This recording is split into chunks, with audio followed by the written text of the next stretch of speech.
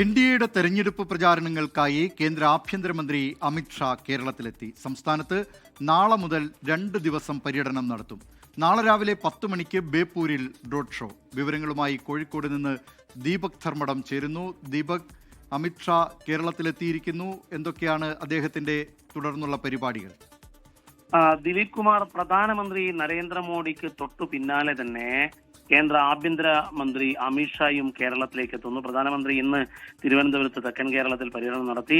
അമിത്ഷാ വൈകിട്ടോടുകൂടി കരിപ്പൂർ വിമാനത്താവളത്തിൽ ഇറങ്ങി. ഇപ്പോൾ അദ്ദേഹം റാവിസ് കടവിൽ ചില പ്രധാന നേതാക്കളും മറ്റുമായി കൂടിക്കാഴ്ച നടത്തുന്നു എന്നുള്ളതാണ് വിവരം.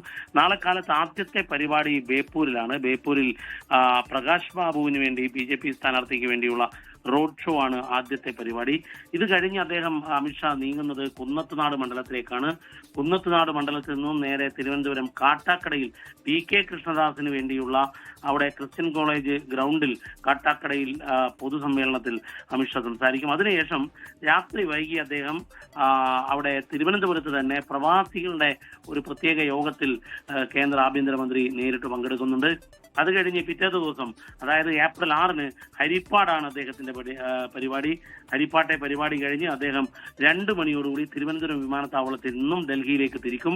കോഴിക്കോട് വിമാനത്താവളത്തിൽ ഇറങ്ങി ഒരു കേരള പര്യടനം, വടക്കേറ്റം മുതൽ തെക്കൻ കേരളം വരെയുള്ള പ്രധാന മണ്ഡലങ്ങളിൽ സന്ദർശനം നടത്തി അമിത്ഷാ തിരിച്ച് ഡൽഹിക്ക് പോകും എന്നുള്ളതാണ് അദ്ദേഹത്തിന്റെ പരിപാടി.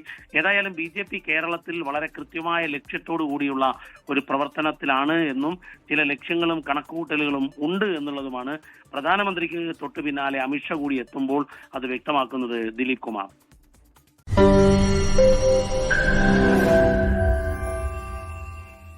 ലോകത്തെവിടെയായാലും ഏത് സമയത്തും 24 വാർത്തകളും ഓഗ്മെന്റഡ് റിയാലിറ്റി പാക്കേജുകളും എക്സ്പ്ലെയിനറുകളും വിശദമായി കാണാൻ ഞങ്ങളുടെ YouTube ചാനൽ നിങ്ങൾക്ക് സബ്സ്ക്രൈബ് ചെയ്യാം.